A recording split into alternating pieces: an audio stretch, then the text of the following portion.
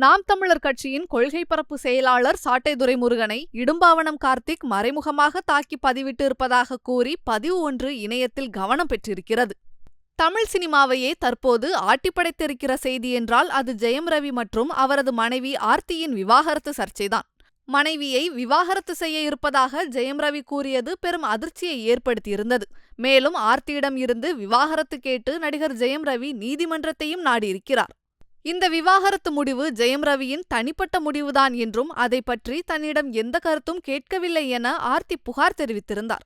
இந்நிலையில் தற்போது இந்த செய்திகளைத்தான் செய்தி சேனல்கள் ஒளிபரப்பி வரும் நிலையில் இடும்பாவனம் கார்த்திக் தனது எக்ஸ் பக்கத்தில் நடிகர் நடிகைகளின் தனிப்பட்ட வாழ்க்கை முடிவுகளை பிரேக்கிங் நியூஸாக சொல்கிற அளவுக்கு செய்திகளுக்கு பஞ்சமாகிவிட்டதா, இல்லை நடிகர்களின் தனிப்பட்ட வாழ்க்கைதான் நாட்டின் தலையெழுத்தை தீர்மானிக்கப் போகிறதா என கேள்வி எழுப்பியிருந்தார்.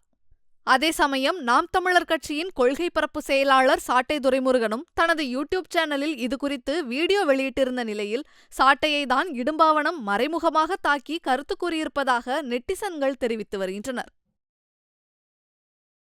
செய்திகளை உள்ளது உள்ளபடி தெரிந்து கொள்ள ரெஃப்ளெக்ட் நியூஸை சப்ஸ்கிரைப் பண்ணுங்க.